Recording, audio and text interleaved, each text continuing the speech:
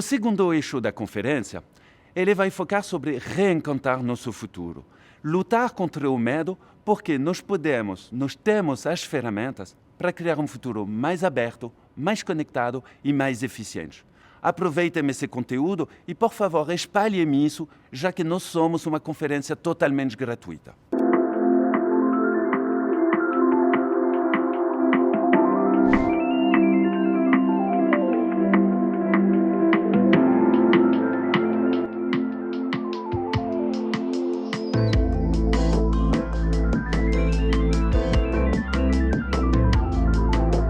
Há 10 anos atrás, o Mário, que é hoje o nosso CEO, ele conheceu o Vitor e o Gabriel no colégio. E eles começaram super cedo a produzir conteúdo, ainda crianças, explorando a plataforma. E hoje eles já acumulam 10 milhões de inscritos no canal deles. Que tal a gente pegar a nossa distribuição através do YouTube e lançar o primeiro banco de um influenciador? E no primeiro mês a gente abriu 50 mil contas e desde então a gente não para de crescer. Em agosto de 2021, a gente já tinha mais ou menos 500 mil de contas abertas. Então, a gente fez a mudança de marca. Então, o Nigobank se transformou na NG Cash, NG de nova geração. E cerca de um ano depois, a gente mais ou menos com 1 milhão de contas abertas, a gente levantou 10 milhões de dólares com 2 dos maiores fundos de Venture Capital. E uma particularidade do nosso time super legal é que a maior parte dele é composta de pessoas da geração Z. Então é feito pela geração Z e para a geração Z. Hoje são 50 milhões de jovens no Brasil. Até 2030 eles vão ser responsáveis por 1/3 do PIB nacional. E quando a gente olha para a América Latina, eles correspondem a 25% da população.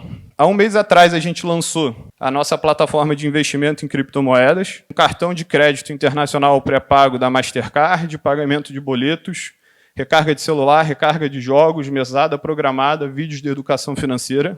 Tudo isso porque a gente acredita que nunca é cedo demais para você começar a cuidar do seu dinheiro. Porque a visão da NG Cash é que a gente torne essa geração a geração mais independente, mais inteligente com seu dinheiro. Cores, formas, elementos, materiais e outros estímulos multissensoriais eram muito importantes para o comportamento dos seres humanos, principalmente em espaços confinados. Então, a gente começou a construir novos algoritmos para analisar comportamento, já que menos de 1% do nosso comportamento foi mapeado. Esse é o modelo de algoritmo de aprendizado que a gente está desenvolvendo para analisar turmas inteiras e professores. E o objetivo dele é mapear os estímulos mais importantes para o aprendizado, assim como aqueles que dificultam o aprendizado. Essa é uma imagem simulada desse mapeamento. Cada cor dessa é um marcador, como estresse, foco, engajamento, ansiedade. E além desse mapa de calor, a gente pode ver os estímulos que geraram essas emoções e qual foi a ordem que elas aconteceram, como essas emoções foram mudando ao longo do timeline das crianças naquela aula, né? Por exemplo, durante meses. Cada ano pipocam mais pesquisas mostrando que a produtividade aumenta proporcionalmente ao bem-estar dos colaboradores. Isso aqui é um exemplo do algoritmo de burnout que a gente está produzindo lá no FRJ, no Centro de Tecnologia, e dessa forma a gente consegue contribuir para a produção de ambientes mais empáticos e que favoreçam a interação humana. Atualmente, algumas pesquisas demonstram que comportamento é 49% genético e 51% do ambiente. Significa que, por mais bem criados que sejam os nossos filhos, o ambiente vai exercer uma influência muito maior do que a nossa biologia. É a primeira vez que a geração atual mostra um QI menor do que a geração anterior. E muitos especialistas afirmam que isso tem a ver com o ambiente que elas estão inseridas atualmente. Em primeiro lugar, excesso de tela. As crianças hoje recebem tela ou porque está enchendo o saco do pai, toma a tela e sai daqui, ou porque ela recebeu uma recompensa, e a tela é a recompensa. Essas pesquisas demonstram que quando a gente está perto da natureza, sociabilizando com amigos, fazendo atividades criativas e atividades que vão ajudar em habilidades e conhecimentos, proporcionam repertório para essas crianças no futuro. Então, elas ficam mais preparadas para avaliar as situações e correlacionar as situações com que elas aprenderam. A conexão desses modelos demonstra que a nossa homeostase, que é o balanço entre o nosso sistema nervoso simpático e parasimpático, ele é beneficiado pela natureza e pela interação humana. Então, isso demonstra que a tecnologia, por um lado, afastou as pessoas, E o estudo do cérebro está mostrando que o que a gente precisa fazer para progredir e para continuar sendo mais felizes, né, porque a tecnologia está levantando e a felicidade caindo, a gente precisa interagir a tecnologia e os ambientes artificiais com ambientes naturais e a empatia humana. Porque dessa maneira, assim, a gente consegue aumentar a evolução e o progresso tecnológico ao mesmo tempo que a gente aumenta a felicidade e as conexões humanas. Espero que vocês tenham gostado. Essa é a minha contribuição. Muito obrigado.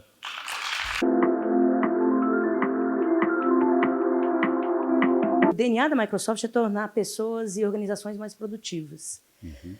Esse foi o interesse da Microsoft com a inteligência artificial, que é realmente poder dar um salto quântico em produtividade humana e organizacional. O que nos levava 100 anos, a gente vai fazer em 10 anos agora.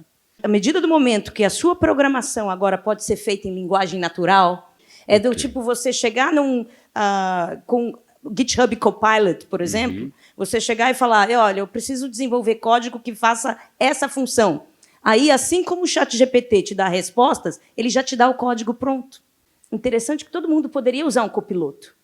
E uma das áreas mais interessantes é a área de educação. Imagina se a gente tivesse um copiloto para a vida, que falou, olha, Andréia aprende dessa maneira. E a gente fala copiloto porque a gente diferencia de autopiloto. Então, sempre precisa de uma interação humana. E eu uso o melhor do humano, tirando aquelas atividades maçantes. O que a gente percebeu? Que existia uma oportunidade única no Brasil e especificamente no Rio, enquanto uma grande vitrine, para que uma solução bastante distinta de como se enxerga o desafio de segurança poderia ser prestada ali. E a nossa solução, ela partiu do princípio de que inteligência, nominalmente as capacidades do amadurecimento de funções correlatas à inteligência artificial, poderiam ter para que a gente tornasse as ruas lugares abertos, transparentes, éticos, e nominalmente, lugares que têm essas três coisas são lugares seguros, não para uma ou duas pessoas, mas para todas. O mundo físico, enquanto a gente conversa aqui dentro, lá fora, nós não temos nenhuma ideia de, por exemplo, quantos veículos passaram, quantas pessoas caminham por que lado da calçada, em que ponto da rua a faixa de pedestre nunca é utilizada ou algo do tipo. O volume de informações gerado todos os dias, pelo que se consegue observar em vias públicas, ele é formalmente desconhecido. E, em cima disso, nós transformamos imagens em dados, garantindo que a cidade se torne cada vez mais inteligente. É muito legal quando eu entro numa empresa e você vê uma cultura de dados. Porque dados são os fundamentos para você depois agir sobre eles. Como você prioriza para conseguir pegar uma oportunidade e transformar ela numa realidade? Okay. Importa muito menos quantos % de certeza eu tenho de que um dado projeto de inovação pode dar certo, e muito mais quanto eu ganho se ele der certo e quanto eu perco se ele der errado. A cauda importa. A segunda é mais qualitativa, eu resumiria em 3 palavras. Flexibilidade, adaptabilidade e a capacidade de autocrítica.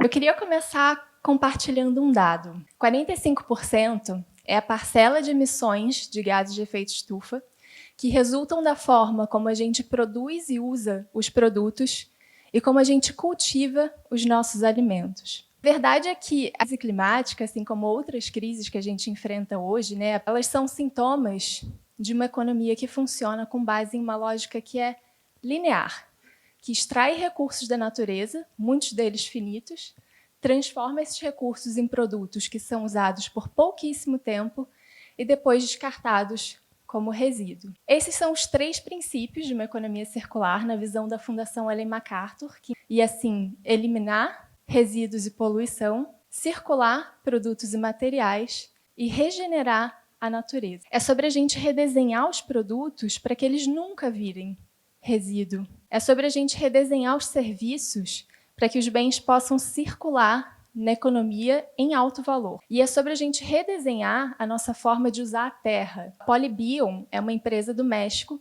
que pega resíduos alimentares da região onde fica a fábrica deles e processa ele para ser transformado num substituto para o couro animal.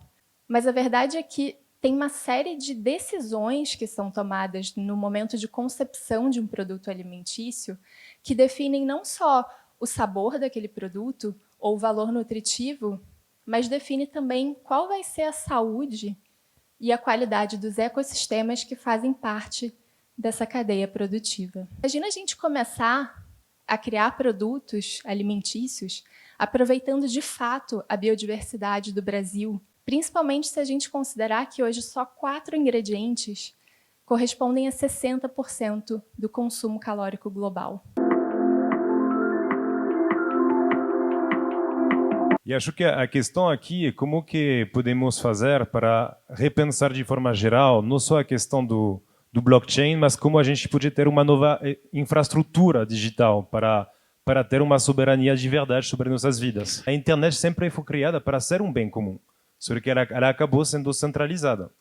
Na visão que a gente está criando, cada um pode participar, colocando um servidor na sua casa que participa dessa rede de peer-to-peer, e cada um pode participar dessa internet e ser recompensado por isso cada mês. Hoje, você perder sua conta de WeChat na China é sinônimo de Cancelamento total. É morte digital, basicamente, porque você não pode mais interagir com as pessoas. E isso é muito perigoso. Então, por desenho, a forma que a gente criou essa plataforma é justamente que cada um tem acesso direto à seu próprio ser. Então, não tem essa questão de autocracia em cima disso.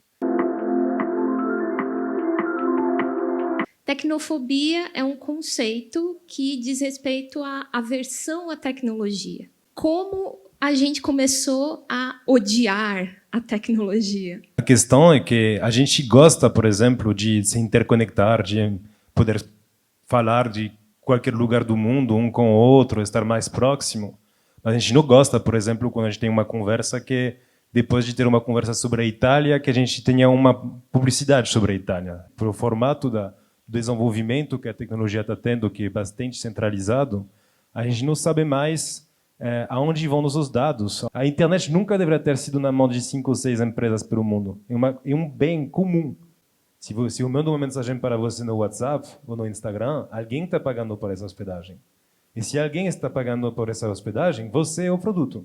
O que acontece é que os engenheiros e os desenhadores viraram dealers de dopamina algorítmica, basicamente. Quando você tem hipertensão, você pode se tratar. Tem 99% dos pacientes que podem se tratar para a hipertensão. Mas, em realidade, no Brasil e no mundo, tem menos de 20% dos pacientes que vão realmente se controlar. A hipertensão é a primeira causa de mortalidade no mundo. O digital pode nos ajudar a mudar nossos comportamentos, a fazer mais exercício, a tomar nossos medicamentos todos os dias. Lembro do lançamento do primeiro Apple Watch. Eu comecei a usar, mas eu não me senti confortável, a verdade, por a questão que não sabia. Eu sabia que estava na Apple, mas de ter meus dados de saúde sendo centralizados. E até hoje não estou usando. Mas não é porque não estou usando porque não estou confortável, a verdade, o feito de ter meus dados e eu não ter meus dados diretamente comigo com uma chave pública e uma chave privada. Para mim, é o tipo de coisas que tem que ser realmente meu. São meus dados, é meu batimento cardíaco, é minha saúde, são minhas mensagens, são minhas fotos. Não são as fotos do Instagram. Eu não construí minha relação com o Twitter para alguém algum dia chegar e comprar isso como se fosse supermercado. Isso era minha vida, era minha identidade. E alguém poderia chegar e comprar nossa identidade dessa forma, tipo, tá legal isso? A gente tá alinhado com essa visão do mundo no seu futuro. Eu acredito que daqui 1 ou 2 gerações, eles vão perguntar para a gente, mas de verdade, sua identidade pertencia a um cara que morava na Califórnia? Quando a gente vai entender que isso pode nos pertencer, e que essa inteligência artificial pode ser minha inteligência artificial, e não a inteligência artificial da Microsoft, da ChatGPT, etc., acho que aí a gente vai realmente ter um salto evolucionário pelo planeta.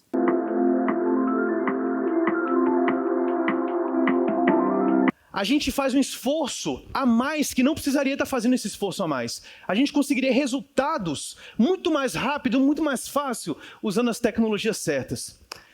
Eu tenho certeza que você faz algum trabalho que tem alguém fazendo muito mais rápido e melhor que você. Vou dar um outro exemplo para vocês. Quem aqui precisa ler documentos grandes, PDFs grandes, de 100 páginas, 200 páginas, ler com atenção e não pode errar? Levanta a mão, por favor. Eu coloco aqui, é claro que eu leio, né? Mas eu coloco aqui no chat PDF, que é uma ferramenta gratuita, entro no site, não preciso nem me cadastrar, e aí eu arrasto um PDF de qualquer língua para cá. Abri uma página e pergunto aqui, igual um chat, em português, sobre o que é esse PDF. E aí o robô vai me responder em português o PDF em inglês. Então você pode perguntar sobre informações que está no documento em PDF, ele vai te responder. E uma ferramenta que eu adoro mesmo, é essa aqui, que é incrível, audiopen.ai. Quem que já ouviu falar do Audiopen? Levanta a mão.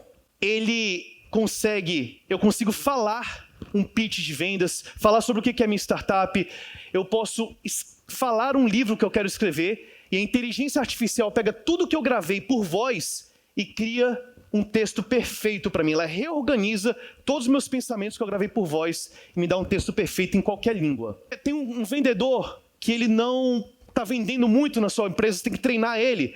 Finge que é um cliente aqui e pede para ele gravar como ele vende. Você faz treinamento de vendedores aqui nessa ferramenta.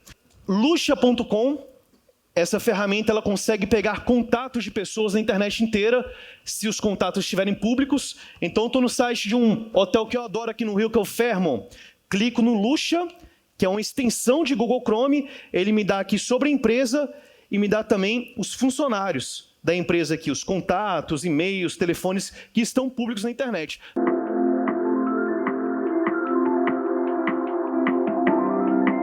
Obrigado por ter participado dessa 7ª edição do Rio Ponto Futuro. Como vocês viram ao longo de todas essas palestras, provocações, business case, tem muito que está sendo feito. Por isso, o propósito do evento é essa pausa, refletir, conectar, pensar um pouco que um outro mundo é possível. Então, sim, inteligência artificial está chegando, sim, vai mudar muita coisa, mas nós temos uma grande necessidade que pode ser uma oportunidade. E mais uma vez, merci beaucoup.